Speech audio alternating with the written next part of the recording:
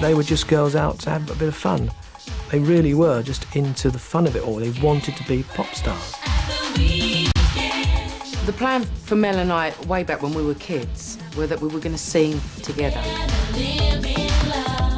With Mel and Kim, you took nothing serious. They giggled all the way through. If you listen to the Mel and Kim records, there's laughter all over the place because you couldn't never keep Mel from giggling.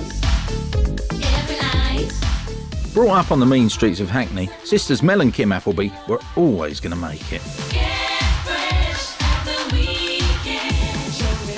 We were real streetwise, we really were. We were very sus. Two East Londoners were very, very sus. Mel had been a topless model. Kim made knickers down the Old Kent Road. Page 3 stunner Mel had taken her first steps into showbiz with the exclusive Glamour Girls Roadshow.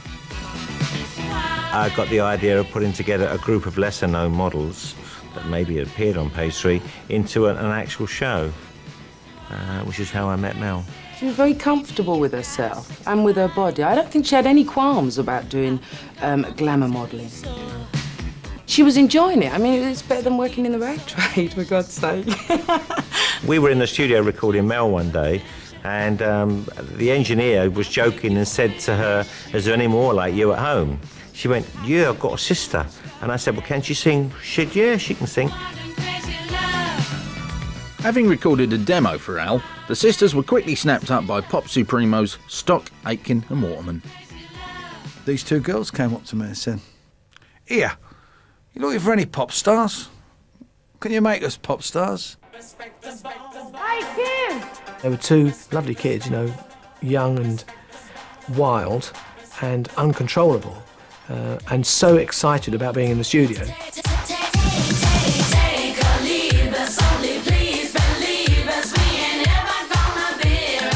Just the way they were was what forced us, in a way, to make the records we did with them. The guys, Aitken and Waterman, wrote the songs around Mel and I because we told stories from where we were coming from who we were. We don't need to know the where or why. The Hit Factory's newest recruits were an immediate sensation, but unlike many a paranoid pop star before and since, they made no attempts to hide Mel's Page 3 past. Respectable was written because, we really just didn't give a shit about these pictures coming out. So they decided to write a song called Take or Leave Us, Only Please Believe Us, We Ain't Never Gonna Be Respectable, and it was perfect because it was so us, and really, really enjoyed singing that song. We had a great time singing that song.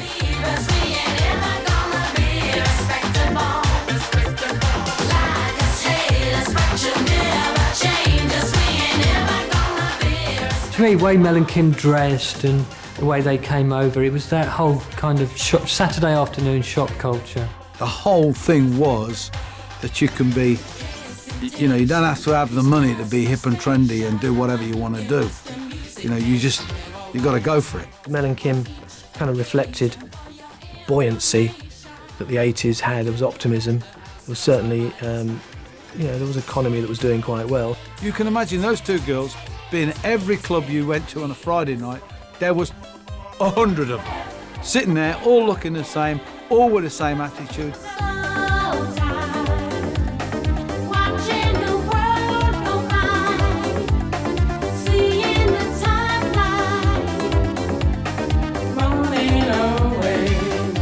Turned to the guys, we went, FLM.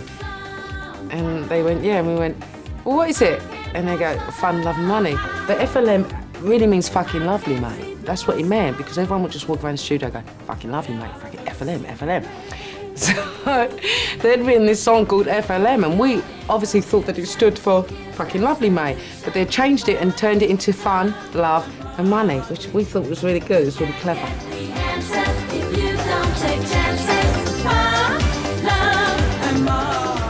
Another hit.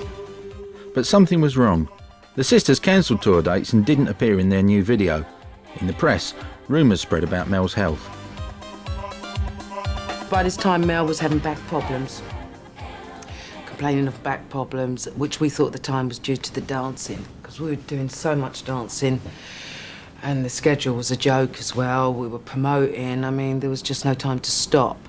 So she kind of soldiered on regardless until it got to a point where she couldn't perform.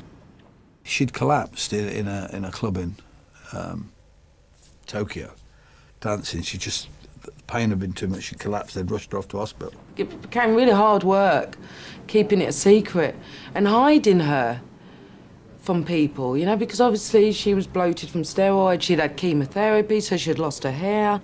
So when the news did break, it was a big relief, and we actually went on Wogan just to put the record straight, to be honest with you, because there were so many stories out there, and we went on Wogan, which was great for her. Oh yes, I'm leaving now, I've had enough. I'm tired of you going strutting all yourself. And I know that you Mel and Kim were like my daughters. I mean, we had a very special and different relationship. baby, 'cause I heard it all before, 'cause baby. I was in Japan and I got a telex that she'd died of pneumonia, you know. It's the saddest thing that's ever happened to us in our professional lives, that we discovered Mel was seriously ill. You know, looking back now, their career had only really just got started.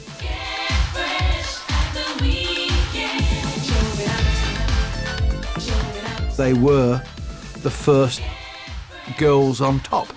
You know, they were the first girls to say, you know, chaps, up yours. I say we were one of the original girl powers, to be honest with you. But we had balls, but it was real. It was raw. And, you know, it was fun.